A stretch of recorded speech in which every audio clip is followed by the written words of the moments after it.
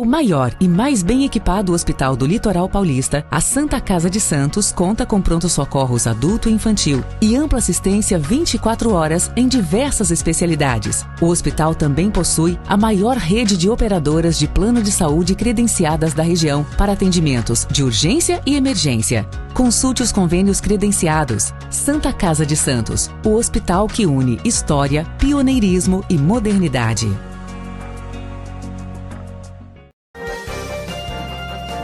Começa agora Jornal em Foque. Apoio Santa Casa de Santos, cada dia mais completa.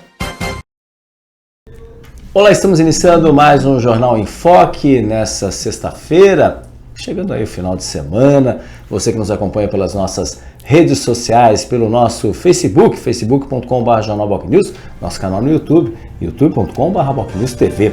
Também pode assistir, além, a qualquer momento nas demais redes sociais. E a reprise, 3 horas da tarde, na TV com Santos, canal 8 Vivo, canal 11, Net Claro 45 da VPWay, 5 horas da tarde, Rádio Santos FM, 92,5 MHz. Mais uma possibilidade e opção para você acompanhar o Jornal em Foque desta sexta-feira, que traz como convidada a agora vereadora Renata Bravo, do PSD, né? Ela que foi vice-prefeita, secretária da Mulher e agora vereadora. Seja bem-vindo, vereadora. Agora como vereadora, só teve logo depois da eleição, mas agora como vereadora. Sim. Vereadora eleita agora não. Obrigada, Fernando, né? Exatamente. Sucesso, muito obrigada aí por estar aqui, exatamente, pela primeira vez agora como vereadora, participando aqui do programa. E agradeço sempre o espaço que vocês proporcionam, primeiro para a gente poder contar do nosso trabalho, e segundo, porque quando vocês abrem espaços, a pauta repercute, principalmente a pauta que eu mais trabalho, que é na proteção às mulheres. Os veículos de imprensa têm sido um grande instrumento para a gente poder avançar com essa pauta. Exatamente, é fundamental aí, né? E a gente vai falar muito sobre esse assunto. Estamos aí no mês das mulheres. Na realidade, é só a data, porque o mês, o dia é todo dia, né? Esse que é mais importante. Mas vamos primeiro começar. A senhora sempre no cargo do Executivo, vice-prefeita até dia 31 de dezembro, como secretária. Sim. E agora, do outro lado do balcão, no Legislativo. Só ouvi as demandas dos hoje, alguns deles, colegas vereadores. Sim. Como é que é essa mudança de chave? Porque as pessoas falam, não, tá tudo na política, mas muda muito, É engraçado, né? Como as pessoas acham que tá tudo no mesmo meio, então tá tudo igual e tudo fazendo a mesma coisa, né? É engraçado que eu tive essa percepção, porque toda a minha experiência dentro dessa área de gestão pública foi no Executivo. Então, pela primeira vez não, porque quando o Paulo assumiu pela primeira vez como deputado estadual, então tive um pouco ainda na Assembleia, mas de toda forma era diferente, né? Exatamente. Uma coisa é você estar nos bastidores, na equipe de assessoria, outra coisa é quando você dá a sua personalidade para o seu trabalho, né? E eu estou tendo a oportunidade agora de estar como vereadora, de ir aprendendo no Legislativo, né? Só quem, de fato, por mais que eu já o conhecesse, porque a gente sempre manteve uma relação muito estreita, com as ações aí do Legislativo, mas é completamente diferente você estar inserida. E tem sido muito gratificante, um processo de aprendizado muito importante para mim. Também à frente, também na mesa diretora também, né? Então isso é mais uma responsabilidade. Exato, né? Está até a oportunidade de iniciar o mandato como segunda vice-presidente da mesa. E também ter a participação em algumas comissões municipais, assim, que eu julgo que para mim fazia todo o sentido estar nessa comissão, porque faz sentido com o trabalho que eu desenvolvi ao longo desse tempo todo. Então, na presidência de 3 comissões, Comissão de Cultura, Comissão de Educação e Comissão de Cultura, Educação e Comissão da Mulher. Da Mulher, né? Isso daí não pode... Comissão da Mulher, Comissão de Cultura, Comissão da Educação, essas 3 na presidência, outras 3 como membro, Direitos Humanos.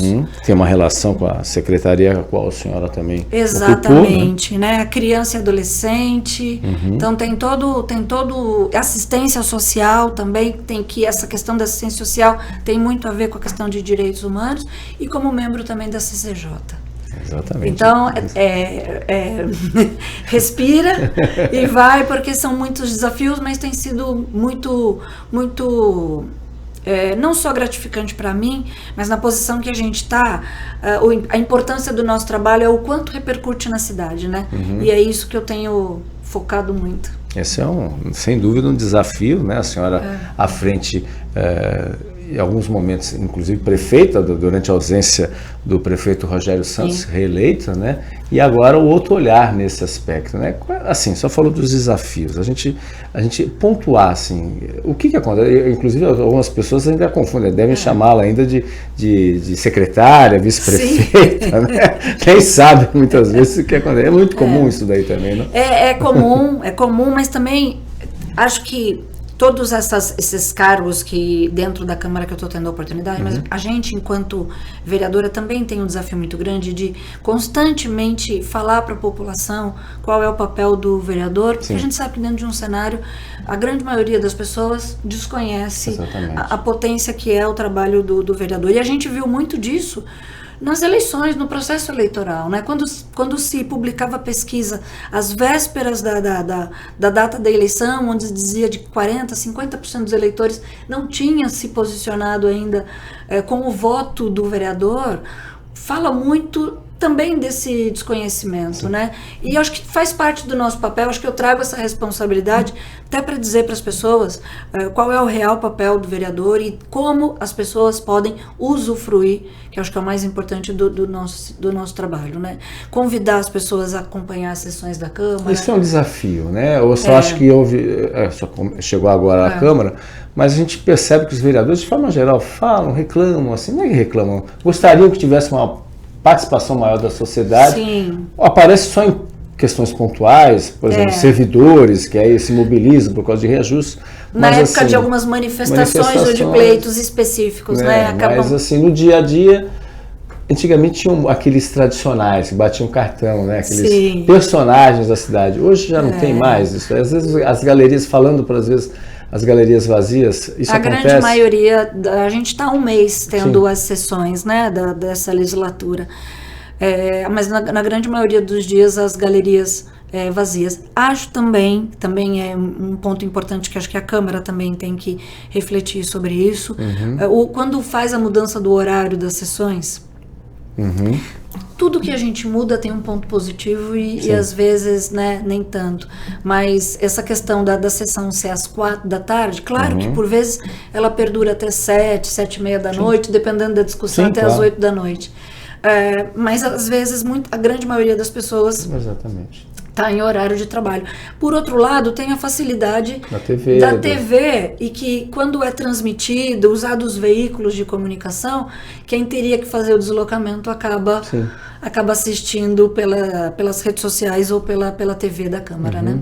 Acaba sendo um benefício nesse aspecto, mas sem dúvida acaba sendo impeditivo, nada como presencial. É que nem aqui no programa, né? Claro, existem situações que você tem que fazer com a pessoa, especialmente se você mora em outra cidade, outro estado, até do exterior, que já tivemos a oportunidade de entrevistar convidados no exterior. Aí não tem como, mas o contato, o tete-a-tete. É sempre melhor. Os bastidores ali, né? Nesse sentido, sempre são mais interessantes. A senhora, obviamente, focando principalmente uma das questões que só está à frente, a questão da mulher. Só na semana passada, inclusive, teve um grande evento lá na Casa da Mulher. Pode ser uma filha também sua, também, né? Junto também depois que a sucedeu, a Larissa Paz também, né? Que acabou nesse sentido. Agora é a Nina Barbosa, que é a secretária. Vamos começar ali pela Casa da Mulher. A senhora já como vereadora, né? E no seu discurso, inclusive, eu estava lá, a questão da violência contra as mulheres, que é um problema recorrente, é um problema, infelizmente agora tem o caso dessa jovem, né? De Cajamar. Cajamar, que o corpo, né, encontrado em Cajamar, enfim, que é algo que a gente parece que é um filme repetido, né? Quantas e quantas e quantas vezes a gente infelizmente tem que noticiar esse tipo de situação, né? Teve também nas redes sociais um homem também tentando agarrar moças, eu não sei se acho que foi na capital paulista também, enfim, situações que se repetem, né? Sim. E assim, o que fazer? Né? O que fazer? Parece que a situação só piora, enfim, é triste. Acho que tem dois olhares sobre essa questão. vou dividir aqui com você, Claro. até para que a gente Sim. possa, para as pessoas que estão nos acompanhando também, possa refletir. Depois desses 4 anos de trabalho como vice-prefeita, e com a criação da Secretaria da Mulher, a gente teve a oportunidade de escutar muita gente e de entender a história de muita gente, né? Então, existe sim a preocupação, porque os últimos 20 dias, pelo menos que eu me lembre, todos os dias a imprensa tem noticiado casos diferentes Sim. de feminicídio. Então, qual que é o nosso papel? A gente precisa conscientizar muitas mulheres, porque uma das questões importantes, o feminicídio não acontece da noite para o dia.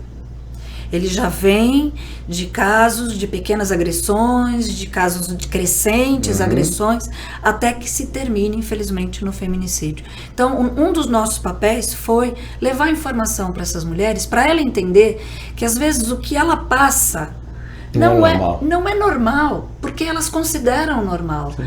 E casos corriqueiros, por exemplo, de uma crise de ciúmes do companheiro ou do marido. Eu digo assim, que tem pequenas situações, e eu estou dizendo baseado nas histórias que a gente escuta das mulheres, né? Que são histórias repetidas. Mulheres que foram impedidas de ter uma independência financeira, mulheres que são impedidas de ter relacionamento com amigas ou com parentes, mulheres que são impedidas de sair com as roupas que desejam, né? Tudo isso são pequenas violências. Sim. Mulheres, às vezes, que têm uma indisposição, ou que escutam um grito, ou que escutam um impedimento, seja ele qual for. A pequena violência começa ali. E se a gente não consegue interromper e fazer com que essas mulheres entendam que nesse momento é a hora de começar a interromper, a coisa segue e é como uma bola de neve. Ela vai crescendo e muitas, infelizmente, terminam no feminicídio. Então, o nosso papel é dar, eu acho que o primeiro papel, né, é dar informação e segurança para essa mulher, para ela entender que, porque eu acabo escutando muito, ele estava um pouco ciumento naquele dia e por isso que ele reagiu isso, mas ele já me prometeu que isso não vai mais acontecer. É mentira. Isso é muito recorrente, né? É muito recorrente. E existe também uma questão cultural de muitas mulheres de achar que quando o relacionamento ou quando o casamento não dá certo, é um fracasso da mulher. Então elas atribuem qualquer briga entre o casal como um fracasso da mulher. E também elas precisam entender que não é isso, né? Que não é um fracasso delas. E aí a coisa vai se agravando por tantas questões sociais que eu entendo que, olha o grau de dificuldade, um grau de dificuldade emocional dessas mulheres que, quando entendem que a situação não está boa, como é que elas vão à delegacia fazer uma denúncia contra a pessoa que elas escolheram para constituir uma família, contra a pessoa que elas escolheram para ser pai dos filhos? Sim. É muito difícil isso. Sim. É muito difícil. Então, a gente precisa levar informação, a gente precisa tentar fazer uma mudança de comportamento para que essas mulheres não sejam julgadas. Assim, pasme, às vezes eu escuto de mulheres, em casos mais graves, a própria mulher dizer, mas também, você viu os shorts que ela estava? Então, as mulheres precisam entender, e às vezes é muito delicado falar disso, sabe, Fernando? Mas as mulheres também precisam entender que nós, mulheres, temos que ter a liberdade de nos vestir e usar o que quisermos e falarmos aquilo que entendemos que é certo, e o outro não tem direito de nos tocar ou de nos impedir pelo aquilo que a gente já está feito. Né? Uma mulher que sai com uns shorts mais curto na rua não dá o direito de homem nenhum encostar nela. Claro. Né? Então, é um pouco também sobre entender a ótica das coisas. Né? E fazer um trabalho de conscientização, um trabalho de levar informação, um trabalho de roda de conversa mesmo, de discutir com essas mulheres, porque por mais que o poder público, e aí eu vou entrar nessa questão de como a cidade de Santos está organizada para receber essas mulheres, mas se a gente não tiver uma mudança cultural da nossa sociedade, não adianta a gente ter equipamento, essas mulheres não vão chegar. Né? Então precisa sempre, cada vez mais aproximar. Uns podem falar que é até utopia isso que eu estou falando, sabe? Mas eu continuo acreditando muito que quanto mais a gente aproxima a sociedade civil dos equipamentos que a gente tem de proteção, a gente vai conseguir salvar mulheres. E Santos Que é a cidade mais feminina. Por ser a cidade mais feminina, Santos tem movimentos de proteção à mulher, movimentos organizados pela sociedade civil muito atuantes. Então, qual foi sempre o meu pensamento? Não reinventar a roda, mas trazer esses movimentos que falam sobre mulheres e que protegem mulheres para junto do poder público, até para entender quais eram as dificuldades do poder público em acolher essas mulheres. Veja, a cidade de Santos é o único município na Baixada Santista que tem um abrigo sigiloso para mulheres vítimas de violência. Isso é joia rara, porque às vezes a mulher precisa sair imediatamente do local que está, porque se ela ficar ali, ela vai perder a vida. Exatamente. E a gente precisa ter esses locais que são sigilosos. Para quê? Para que esse endereço não banalize, claro, e o agressor encontre essa mulher. Sim. Então são determinadas proteções que a gente precisa ter, porque assim, a violência está no município de Santos e dados da Delegacia da Mulher diz que está em todos os bairros. Todos os bairros. Todas as classes sociais. Exato. Desmistifica que essa questão não é só na periferia. Na periferia, e não é. Que importante. Não é. Essa questão da violência contra a mulher está em todos os bairros, o que, na minha opinião, eu acho que difere. Para cada região, para cada área territorial da nossa cidade, a condição de segurança é que se torna diferente. Para uma mulher que está em situação de vulnerabilidade, qual vai ser a demanda dela? Vai ser uma demanda financeira?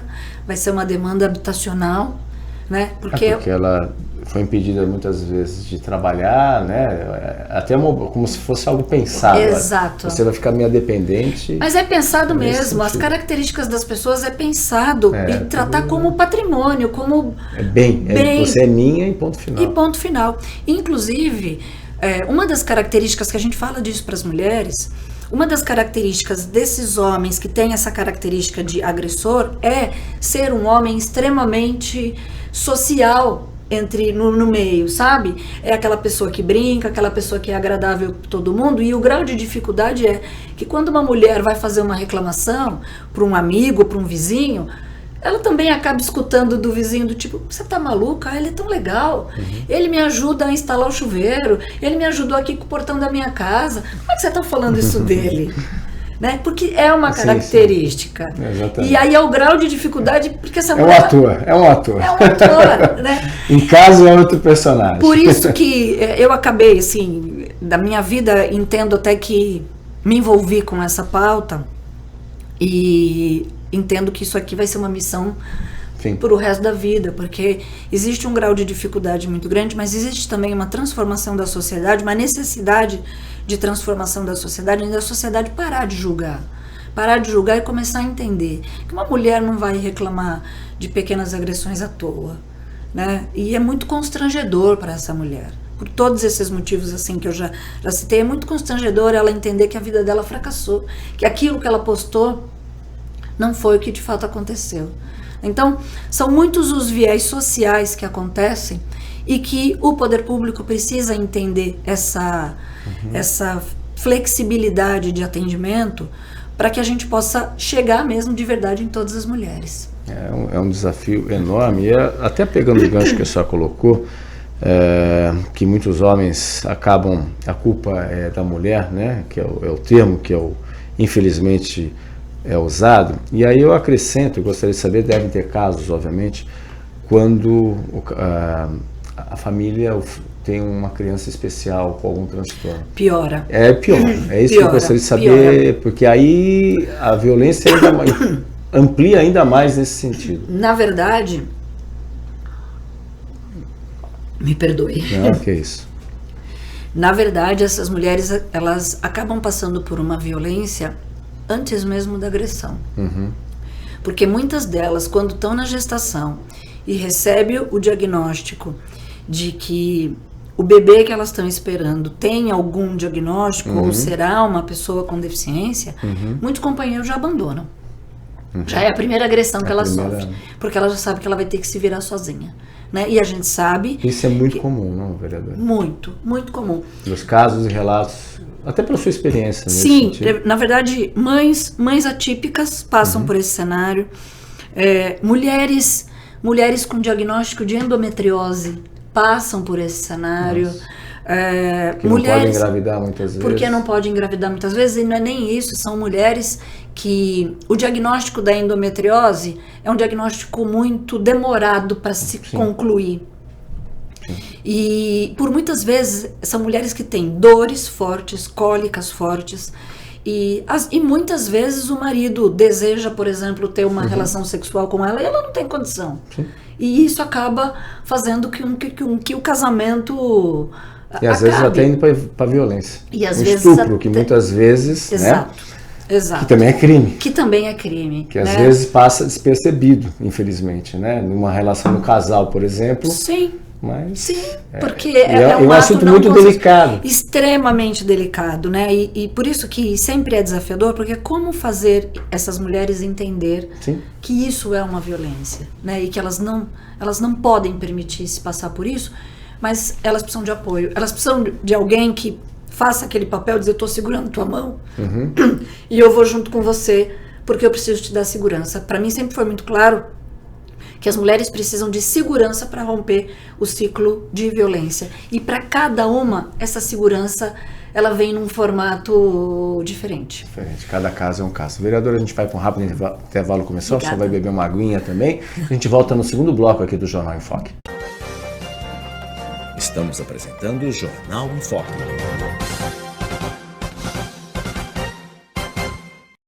O maior e mais bem equipado hospital do Litoral Paulista, a Santa Casa de Santos, conta com pronto-socorros adulto e infantil e ampla assistência 24 horas em diversas especialidades. O hospital também possui a maior rede de operadoras de plano de saúde credenciadas da região para atendimentos de urgência e emergência. Consulte os convênios credenciados. Santa Casa de Santos, o hospital que une história, pioneirismo e modernidade. Você quer receber notícias do Boc News no seu celular e e-mail? É fácil. Acesse bocnews.com e inscreva-se para receber a edição digital do Boc News no seu final de semana. E para receber também o boletim diário, resumo do dia, sempre de segunda a sexta, envie uma mensagem pelo WhatsApp 13 99123 2141. Fique bem informado e receba sempre conteúdo de qualidade com a credibilidade do Boc News.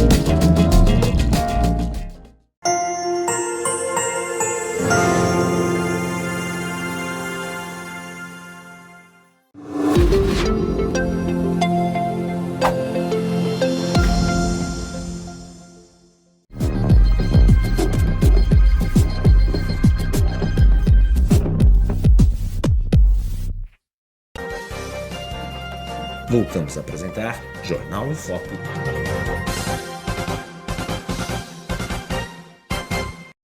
Olá, estamos de volta no segundo bloco do Jornal em Foque de hoje, tendo como convidada a vereadora Renata Bravo, do PSD, que foi vice-prefeita, também a secretária da Mulher, Direitos Humanos, enfim, a secretaria é tão extensa também nesse aspecto, um carinho especial também, teve à frente, obviamente, da luta pela Casa da Mulher, que foi inaugurada agora no finalzinho de novembro do ano passado, e a gente está falando muito sobre essa luta em defesa das mulheres. Inclusive vai ter uma audiência pública agora, no dia 24, é isso, vereadora? Como é que vai ser? 24 de março, uma audiência pública. Aproveito para convidar a todos que tenham interesse em fazer essa discussão desse tema.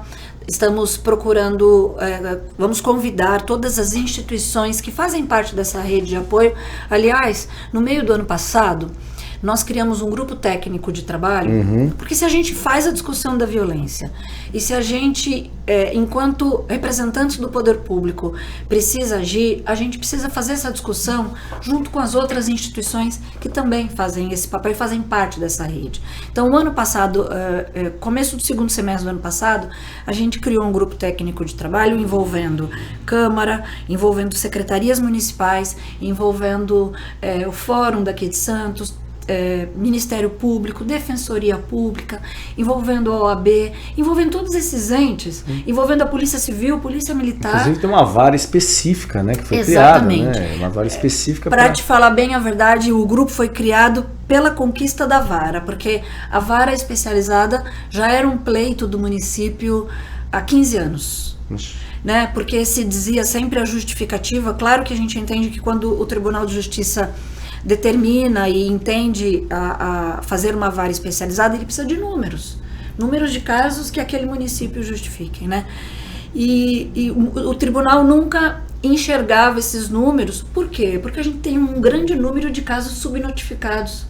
Acho que o nosso trabalho é justamente dar luz a esses casos que são hoje subnotificados, para que eles possam ter o devido direito de ter a defesa e estar dentro de um processo, né?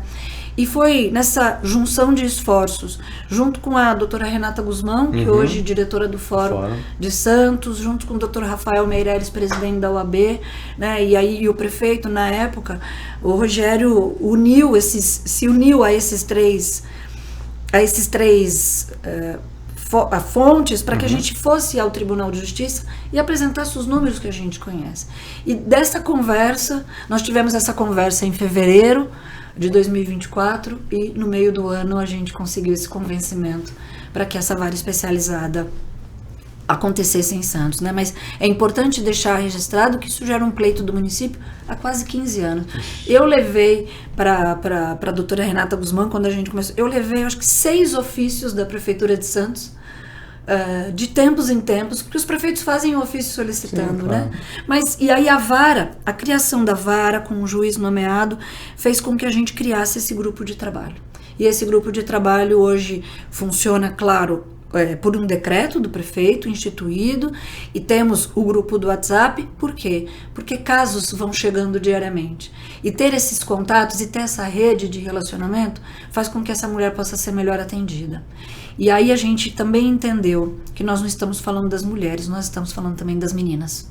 Isso porque começa a surgir casos de meninas. Exatamente. Né? E aí também um outro ente que passa a fazer parte desse processo também foi os conselhos tutelares. Exatamente. Porque também é mais uma parte importante nesse processo. Até pegando esse gancho, que eu justamente ia falar nesse aspecto. Existe alguma ideia, proposta aí pela Câmara, ou a própria... enfim, um trabalho conjunto com a área da educação, por exemplo, só também está à frente, de levar conversas com alunas da rede pública, sim, de ensino. Existe isso? Existe, nós tivemos... Até porque, como a senhora falou, começa muitas vezes... Exatamente. A mulher de hoje foi adolescente que sofreu violência e ela, sem perceber, violência dentro de casa, sim, muitas vezes. E a urgência, a gente fala muito da mulher, de resgatar a mulher, porque é ela que está passando esse momento de urgência, mas a gente precisa começar um processo a falar com os meninos. Sim. Né? Porque a grande maioria dos agressores são os meninos, né? E eles acabam repetindo, infelizmente, um cenário que eles assistiram dentro de casa. Exatamente. No ano passado, a Secretaria de Educação fez um programa, eles têm um programa chamado Santos à Luz da Leitura, e foi desenvolvido nas 87 unidades escolares. E todos os anos, o Santos à Luz da Leitura já existe há 10 anos no município. E todos os anos a educação decide qual tema vai trabalhar com as escolas. E o ano passado eles trabalharam sobre o espaço do feminino, sobre a luz e a voz do feminino. Então, eles deliberaram para todas as unidades escolares, cada unidade decidir quais mulheres eles iriam estudar. E cada comunidade escolar escolheu a sua. Então tinha desde mulheres na literatura, mulheres na música, mulheres indígenas, mulheres na comunidade escolar. Foi muito diverso. E eu acompanhei as apresentações finais no final do ano do que essas escolas estavam produzindo, e foi muito bacana. Eu entendo que foi uma sementinha plantada ali, porque você vê os alunos apresentar seus trabalhos e eles contarem o que eles estão entendendo disso tudo, foi muito bonito, porque o mais legal de tudo é ver exatamente os meninos dizendo, olha, que é muito triste, eu já vi essa violência em casa, mas agora eu estou entendendo que eu tenho que valorizar a mulher, eu tenho que valorizar minha mãe, eu tenho que valorizar minha irmã. Claro que eles dão relatos emocionados, mas como resultado e balanço, é isso que a gente quer para a sociedade, né? A gente sempre disse isso para a equipe que trabalhou comigo, a gente tem 2 urgências. Uma é atender quem está numa situação emergencial aqui. E outra é começar a trabalhar com quem vem da base, fazer o preventivo. É o preventivo e, é claro, tem os casos crônicos que aí não tem jeito, como se fosse, comparando aí, como se fosse um um acidente, a pessoa tem que ir para a UTI e tal, né? Não sei, guardando a devida proporção, mas tem o preventivo para a gente plantar e efetivamente esse jovem não se torne um adulto violento ou, né, mude as suas características, suas condições. E né? entendendo o seu papel na sociedade, né? Sim. Entendendo o seu papel na sociedade, porque a gente sabe que muitos desses casos são casos de repetição. Exatamente. São casos que as pessoas foram criadas nesses ambientes violentos. A referência mesmo. A referência mesmo. A gente precisa interromper essa referência. Eu sofri isso, continuo fazendo isso, ou isso é normal, né? É normal. Há uma normalização desse tipo de situação que não pode acontecer, é uma triste realidade nesse sentido, né? Então a gente espera a audiência pública dia 24. Dia 24 de março, às 7 da noite. 7 da noite, lá horário que está para todo mundo. Exato, lá no auditório no Zeni, lá na Câmara. E continuar acreditando que essas discussões são extremamente importantes para a gente fortalecer as instituições, e tendo as instituições fortalecidas, certamente as mulheres acabam se beneficiando desse atendimento, né? Exatamente. E lembrando também, deve ter, obviamente, pela TV, aí quem quiser, pelas redes sociais, quem será puder feita a transmissão. Pela TV Câmara também, né? A transmissão também em TV aberta. Não sei TV aberta, não sei, mas pelo menos pela internet aí as pessoas podem comparecer ou acompanhar nesse aspecto. Vereadora, aí pegando também o gancho também aí de outras áreas, né, a questão da educação, da cultura, até pegando o gancho da cultura, né, essa relação da cultura e a mulher mesmo, né, porque às vezes a gente tem a questão não só do empreendedorismo, que foi o foco inclusive dessa parceria com o Sebrae, porque é uma alternativa nessa questão também que muitas vezes mulheres são impedidas de ter uma renda fixa, né? Ou fica dependendo dessas rendas dos governos, né? Do governo federal, né? Como se fossem as únicas alternativas. E aí abre a oportunidade de serem empreendedoras. E muitas vezes a cultura, como Santos é uma cidade criativa, é uma forma também de empreendedorismo.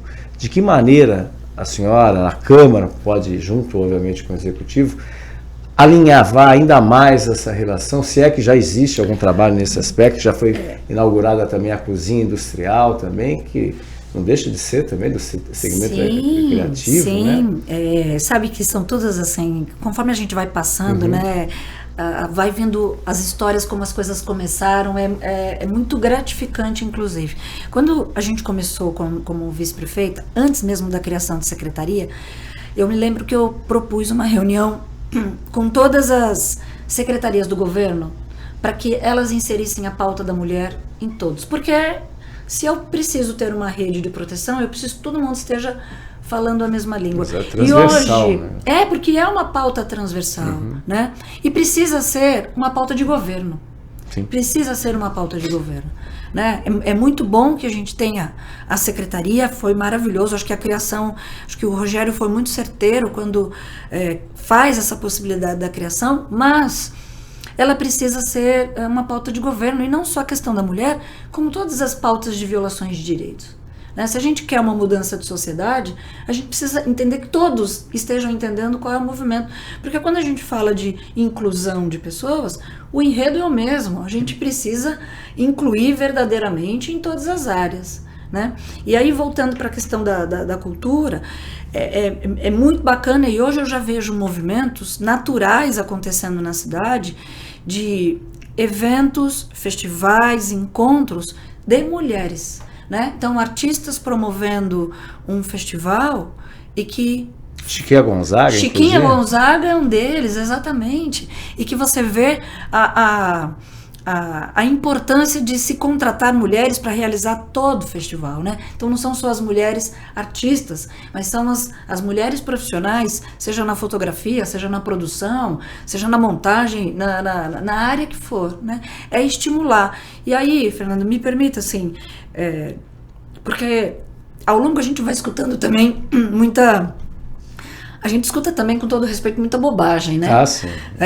E aí, muito palpite, né? Porque não faz isso sim, faz assim. E porque suas mulheres, onde estão os homens?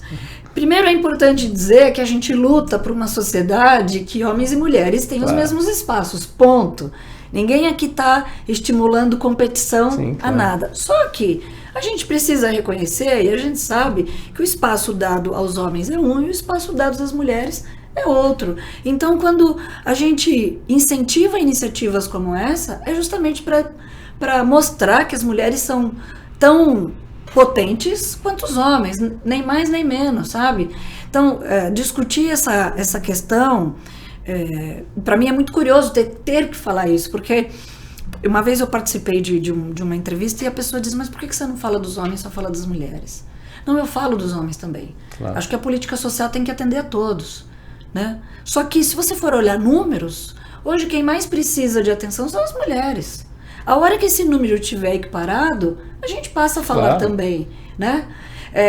E às vezes aquilo que parece ser óbvio, infelizmente ainda precisa ser dito. É verdade. Né? E é verdade, é como você fala. De gênero, quando a gente fala de raça, a mesma coisa. Mesma coisa. Mesma situação, né? Porque a mulher, e ainda se for a mulher preta, a situação é pior ainda para ela, né? Exatamente, essa nossa entrevista fala sobre mulheres e a gente, quando são mães atípicas, piora. Quando fala da mulher preta, piora. Quando fala da mulher trans, piora mais exatamente. Ainda.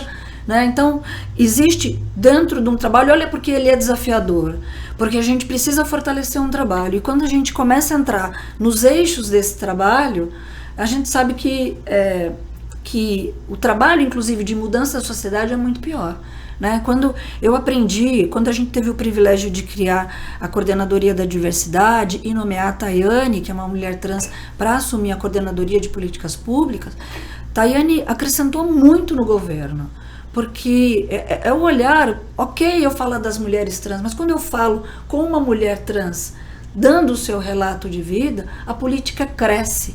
Né? Eu não tenho a menor dúvida que a política pública que cresce. Né? Você ter a oportunidade porque as coordenadorias de políticas públicas estão todas atreladas à Secretaria da Mulher, né? Então, quando você faz capacitação, por exemplo, dentro das escolas, ou faz capacitação dentro das unidades de saúde, você muda o atendimento, por exemplo, à mulher trans numa unidade de saúde. A gente hoje no município tem uma questão que é muito séria, que as mulheres trans, por constrangimento, elas não vão à unidade de saúde, porque muitas delas ainda não estão com o nome social, então elas são mulheres, elas estão vestidas como mulheres, mas o nome social o nome ainda está como nome de homem.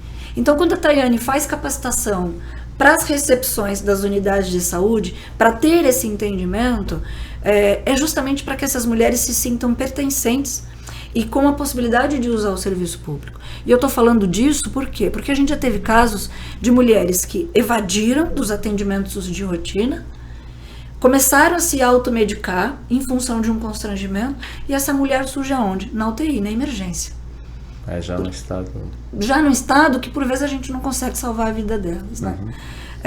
Então, fazer a gestão dessas mulheres exige também pensar como um todo. Exatamente, até pegando esse gancho. Um outro desafio, né, vereadora, por exemplo, aí a gente casa, que também é uma pauta sua também, a respeito da população de rua, e quando você tem relação à população trans, que é a população de rua. Onde ficar? Tem os abrigos, mas onde ficar? Olha, se a gente puder fazer a senhora cuida agora do outro lado, com o vereador. Sim, se a gente puder, eu acho que essa questão da diversidade e do atendimento ao público LGBT, ela é tão desafiador que, até sugiro, viu? Cabe um programa, inclusive, inteiro para a gente fazer essa discussão. A gente teve alguns passos importantes, que foi a instalação do Conselho Municipal de Políticas LGBT. Então, ter um conselho municipal é importantíssimo. A gente trabalhou com muitos conselhos e escutar a sociedade civil e se posicionar enquanto governo, isso enriquece a pauta. E a gente, inclusive, fez esse trabalho e me sinto assim, é um outro trabalho que me encanta muito de fazer, porque quando você vê essa discussão, exatamente, mulheres trans que são marginalizadas e que estão na rua. Precisam ser acolhidas. E não são poucas. Né? Não, infelizmente não. Não sei se tem, não temos dados, não sei se tem algum elemento. Não tenho números assim corretos, mas às vezes uma observação nossa andando pela rua a gente já percebe. É possível. E é um ponto onde essas pessoas podem se abrigar, porque é um risco de violência. É um pleito, inclusive do próprio conselho, uma casa de acolhimento para o público LGBT. Sim. Né? Porque tanto mulheres trans como homens trans acaba com o mesmo desafio. E eu acho que agora o município precisa caminhar e lutar para a instalação desse equipamento. Exatamente, é fundamental aí, né? Enfim, temas sociais importantes que a gente está discutindo aqui. Vereadora, a gente vai para um rápido intervalo comercial e voltaremos já para o último bloco aqui do Jornal em Foque. Estamos apresentando o Jornal em Foque.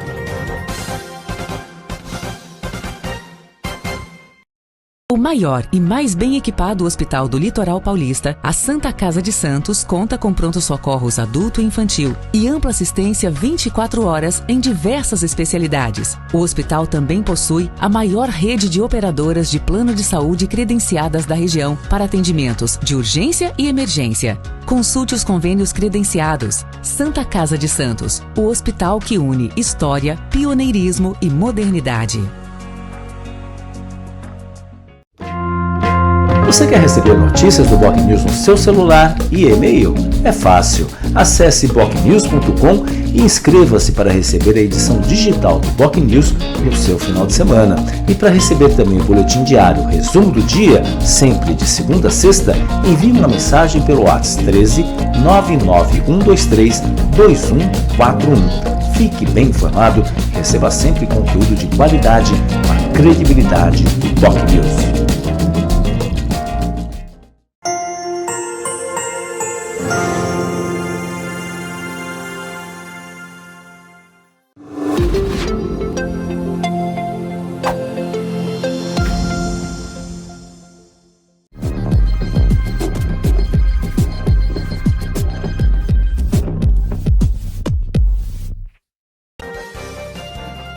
Voltamos a apresentar Jornal em Foque.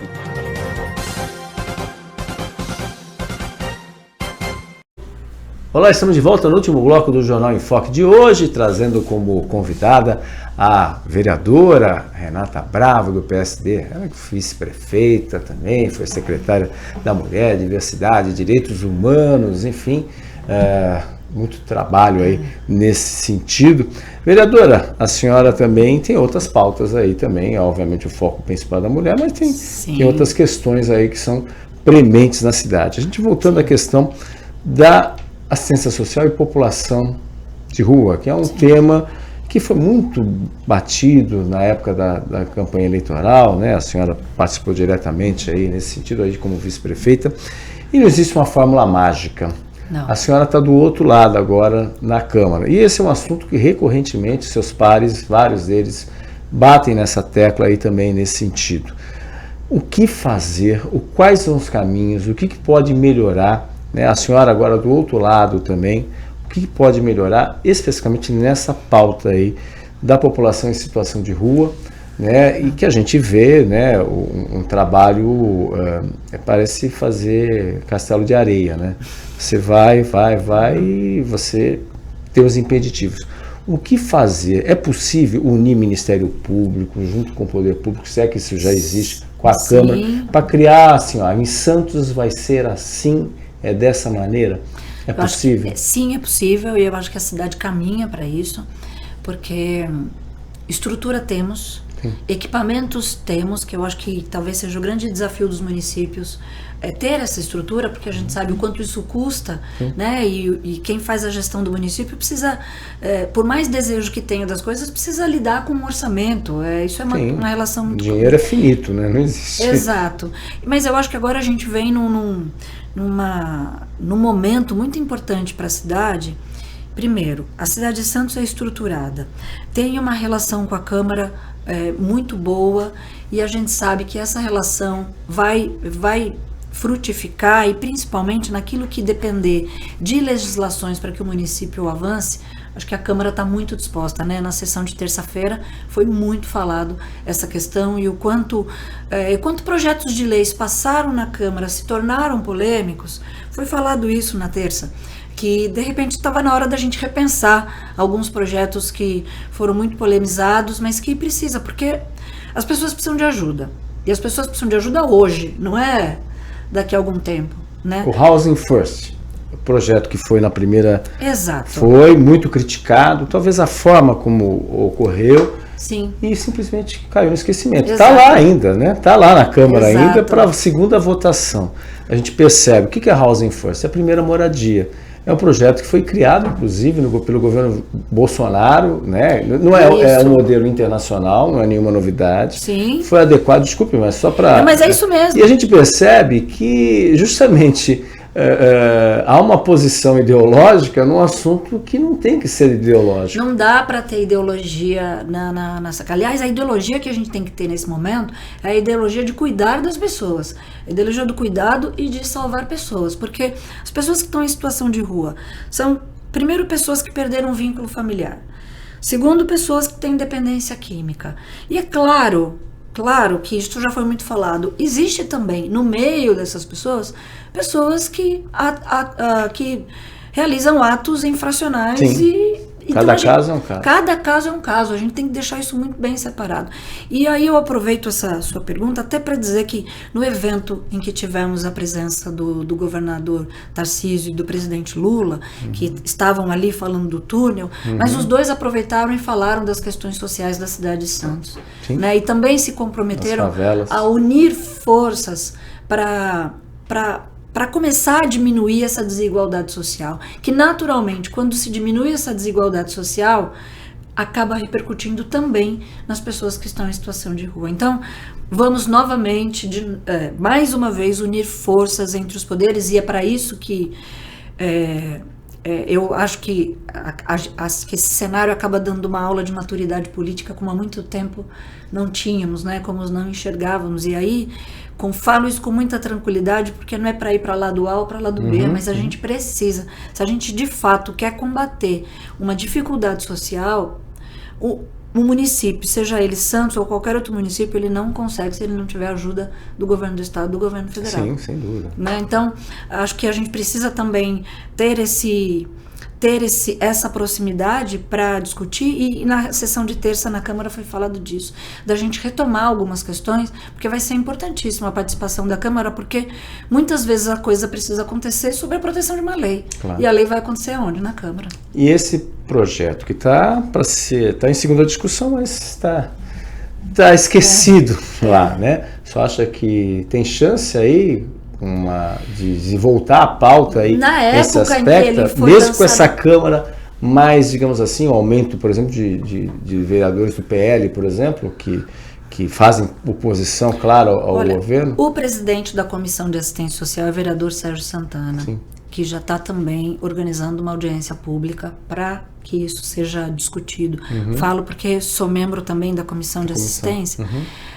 Isso precisa ser discutido, de repente é uma excelente oportunidade para a gente tornar público o que de fato é o Housing First. Porque na época sem deturpações. Sem deturpação. Eu lembro que eu, particularmente, escutei muita gracinha de pessoas que falaram... vai dar dinheiro para morador de rua? R$600 para morador de rua? E eu vou, Renata, olha, eu vou para a rua porque aí a prefeitura vai me dar dinheiro. Poxa vida, né? Pelo amor de Deus, não é nada disso. Nós estamos falando de pessoas que demonstram capacidade de recuperação, que demonstram vontade de se recuperar, e a gente sabe que a gente precisa recuperar algumas dignidades daquela pessoa. Sim. Né? Alguém gosta de estar em abrigo? Não. Ninguém gosta. Claro. É necessário. Mas a gente precisa continuar a dar assistência para essas pessoas, porque caso contrário você não vai mudar efetivamente a vida deles, né? Exatamente. A gente tem que lembrar, né, que existem os mais variados casos, né? Tem pessoas que realmente têm problemas com a justiça e têm que ser tratadas dessa maneira. Como, né? Mas a grande maioria das pessoas estão lá por N questões. Infelizmente, algumas com envolvimento com entorpecentes, outras, a vida muda radicalmente, decepções, enfim. Sim. Né? A gente sabe, a gente teve um relato, e eu reforço aqui um relato do presidente da CUFA, Deraldo Silva. É linda a história dele. Ele falou aqui ao vivo, ele mesmo colocou, isso aqui foi até surpreendente, eu não imaginava isso daí. Ele colocou aqui essa questão que foi assim, maravilhosa a forma como ele falou. Para quem não conhece, depois assista, o programa está disponível nas nossas redes sociais, como exemplo. Né? Hoje presidente da CUFA, da Baixada Santista, Sim. Central Única das Favelas, faz um trabalho, né? E ele relatou o que aconteceu. Ele morou na rua, por N questões. Exatamente. Enfim, não vem ao caso aqui, mas está aí, deu a volta por cima. Quantos não têm a chance de dar a volta por cima, seja no esporte, seja na cultura? E infelizmente acaba sendo notícia mais quem está na rua e menos os casos Sim. Que das vidas foram salvas, né? Nos últimos meses, cerca de 300 pessoas passaram pelo processo de recâmbio. E foram retomar voltar para suas famílias. E aí é importante dizer o seguinte: o recâmbio só acontece quando a família concorda em receber. Sim. E quando a família não concorda em receber, o município tem que dar conta. Sim. Né? O município tem que dar conta, porque nós estamos falando de uma vida. Essa é a grande importância. E a gente precisa discutir, precisa talvez melhorar a legislação ou dar suporte para que o executivo possa agir em algumas questões, porque a gente sabe que essa questão do impedimento da compulsoriedade é um impeditivo para as pessoas saírem. E é muito criticado, porque deixa na rua, não posso fazer nada. Por isso que eu falei, o Ministério Público, de que maneira alinhavar isso? Eu acho que particularmente, eu acho que está faltando assim, olha, vem cá, vamos sentar aqui na mesa, todo mundo. Né? Para chegar ao norte. O que pode e o que não pode. Exatamente. Porque para não chegar, o que é muito fácil jogar para a plateia, a verdade é essa. Sim. É muito fácil. E eu estou falando isso porque durante a campanha eleitoral, esse foi um dos temas que foi muito, muito falado. Né? Mas existem questões legais e... Claro. Né? Eu vou lhe falar que eu já tive a oportunidade de estar na rua com contato com essas pessoas que estão em situação de rua, né? E um dos casos que me marcou muito era um rapaz novo que, num acidente familiar, perdeu a esposa e perdeu a bebê, que eles tinham acabado recém-nascida. Sim. E ele dizia, eu não tenho motivo nenhum para ter casa, eu prefiro andar na rua. Porque... Sim, perdeu a razão. Ele perdeu a razão da vida dele. Né? Então, precisa também de um tempo de convencimento para que essa pessoa volte a viver. E o Deraldo fala muito sobre isso, que ele precisou encontrar dentro dele motivos para que ele se restabelecesse. Claro, com a ajuda de outros, mas se a gente não encontra dentro de nós um motivo e uma razão, isso dificulta muito, né? Exatamente. Então, eu acho que está na hora. Eu acho que precisa aí ter uma discussão séria aí, porque é muito fácil jogar para a torcida, né? E não é o correto. O correto é a gente discutir, colocar em pauta, porque é uma realidade, as pessoas veem, isso é nítido, né? E cada um tem uma história ali. Cada um tem uma história, cada um tem um passado, e ninguém está ali porque quer, né? Está ali por N questões, mas é claro, precisa também ser analisado nesse aspecto. Também tem o comerciante, tem o cidadão também que tem... Né, tem os seus reclamos e também tem os seus direitos nesse aspecto. Vereador, a gente já está chegando no final. Uma das pautas também que a gente tem na Câmara, certamente a Câmara vai aprovar, vai discutir isso daí, é a respeito da lei, especialmente do uso e ocupação do solo da área continental, né, que com a próxima fase aí da terceira pista da Imigrantes, o futuro túnel Santos-Guarujá, vai haver necessidade, que é a área que a gente tem aí para a expansão da cidade de Santos, tão falada, tão propagada, até porque Santos é uma cidade mais vertical do país, e é uma cidade que está sentindo já os efeitos dessa verticalização, que é uma outra discussão que também eu acho que a Câmara precisa discutir melhor, né? A senhora, qual é a sua posição? Eu sei que é uma área que a senhora vai se aprofundar ainda, mas vai passar, obviamente, na Câmara já está esse processo, e é claro, tem essa questão da área insular também, né? Que, enfim, a gente está muito claro. As chuvas que tivemos há algumas semanas atrás, que foram chuvas fortes, mas assim, a maré não estava tão alta, a gente está vendo que a cidade tem que se preparar para as mudanças climáticas que já estão batendo a porta. O que fazer aí? O que a Câmara pode contribuir nesse sentido? Sem ideologias. Sem ideologias, exatamente. Né? A gente sabe que ali na área continental é uma área de preservação, e essa questão do meio ambiente precisa mesmo ser discutida, ela precisa ser levada, ter a sua relevância nessa discussão, porque para alguns, como a gente acaba escutando, é muito fácil essa resolução, né? Tem tanta área lá, é só construir. Santos tem, 271 quilômetros quadrados. A ilha onde nós estamos aqui, a ilha de São Vicente da Parte de Santos, 39 quilômetros quadrados. A gente desconta os morros, que são 6 quilômetros quadrados, mas a gente tem bairros aqui em Santos, só para ter uma ideia, é só acessar lá o site do IBGE, 25 mil pessoas morando por quilômetro quadrado na Pompeia. 25 mil pessoas morando na Pompeia. Eu cheguei a comparar, mostrei isso para meus alunos do curso de jornalismo, isso equivale a 25 mil pessoas, é maior do que seria mais de 400 cidades no estado de São Paulo. Só essas 25 mil pessoas que moram no quilômetro quadrado na Pompeia, que é um bairro relativamente pequeno. Desculpe, mas só para... Mas é isso. E isso tem os efeitos. Exatamente, isso tem os efeitos. A gente vai falar de habitação, a gente vai falar de saneamento, a gente vai falar de abastecimento, custo de vida, a gente vai falar de pavimentação, de trânsito, de sinalização. É a cidade. A gente discute a cidade só nesse pedaço. E eu acho sim, acho que todos nós, vereadores, vamos precisar nos dedicar a essa pauta, estudar, escutar que aí é fundamental, escutar quem entende do assunto, para que a gente tenha, porque a nossa decisão vai repercutir nos próximos anos da cidade. Exatamente. Né? E como obrigação do vereador, claro que a gente implanta uma legislação para que a cidade se desenvolva daqui a 30, 40 anos. Esse é o grande objetivo. Claro. Né? E que isso não prejudique, mas que beneficie a cidade. Né?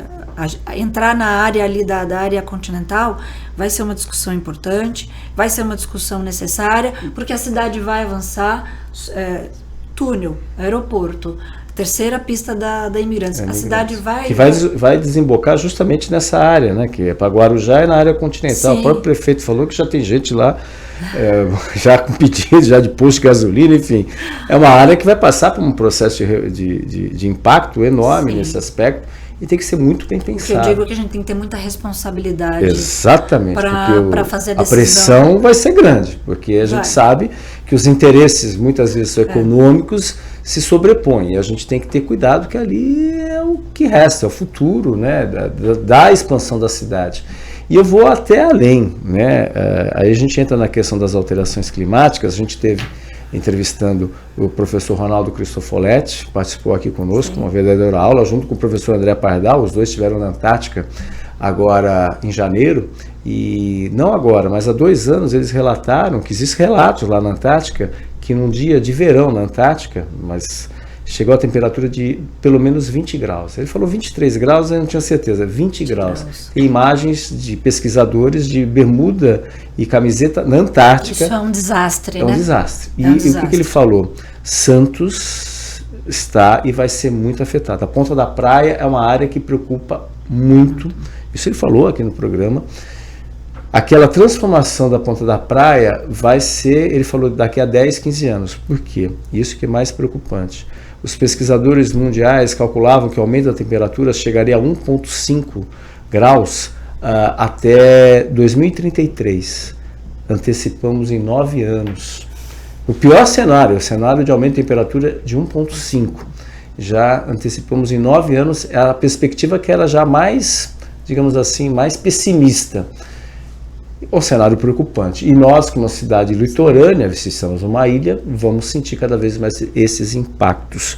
E aí entram também essas discussões, né? Porque você tem aumento da dragagem de 15 para 16, depois para 17 metros, você tem uma obra num túnel Santos-Guarujá que vai ter impacto nesse aspecto, e tudo isso vai passar pela Câmara. Sim. Espero que haja o envolvimento das universidades e pesquisadores, a empresa que ganhar esse edital, tem essa sensibilidade, e aí entra o papel da Câmara, de ter aí eu vou ver pesquisadores para monitorar, Exato. porque os efeitos vão ser, a gente está vendo na Ponta Praia, já está acontecendo isso, Aparecida, já está aparecendo isso também.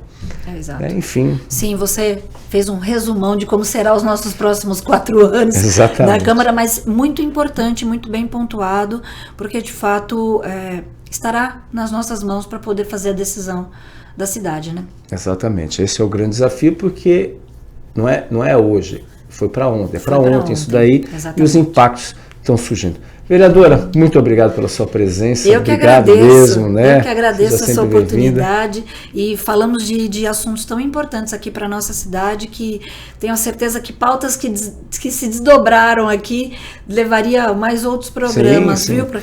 E muito obrigada por abrir esse espaço para que a gente falar. Certamente vai ter uma mulher escutando, certamente vai ter alguém que possa estar precisando de ajuda, e a gente está aqui para encorajar essas mulheres. Perfeito. Obrigada, viu? Muito obrigado, vereadora Renata Bravo, que participou do Jornal em Foque desta sexta-feira, um programa gravado, mas que, se você quiser, pode colocar suas mensagens nas redes sociais, que a assessoria, Léo Alberto, aqui vai estar lá respondendo também as perguntas dos nossos internautas. Muito obrigado pela sua audiência. Lembrando que as mulheres, homens que queiram compartilhar e assistir a qualquer momento nas nossas redes sociais, o programa está lá disponível, mas 3 horas da tarde, reprise na TV com Santos, e 5 horas da tarde, Rádio Santos FM 92,5 MHz. Tenham todos um ótimo dia e um ótimo final de semana. Até segunda-feira. Tchau, tchau. O maior e mais bem equipado hospital do Litoral Paulista, a Santa Casa de Santos, conta com pronto-socorros adulto e infantil e ampla assistência 24 horas em diversas especialidades. O hospital também possui a maior rede de operadoras de plano de saúde credenciadas da região para atendimentos de urgência e emergência. Consulte os convênios credenciados. Santa Casa de Santos, o hospital que une história, pioneirismo e modernidade. Você conferiu Jornal em Foque. Apoio Santa Casa de Santos, cada dia mais completa.